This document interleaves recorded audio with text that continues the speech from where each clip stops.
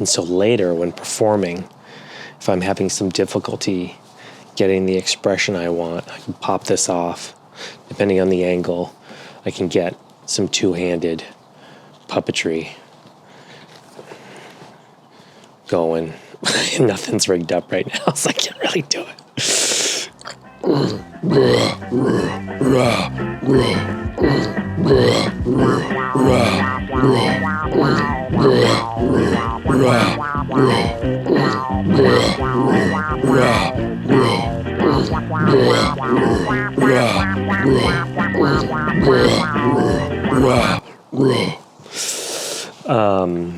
That's it.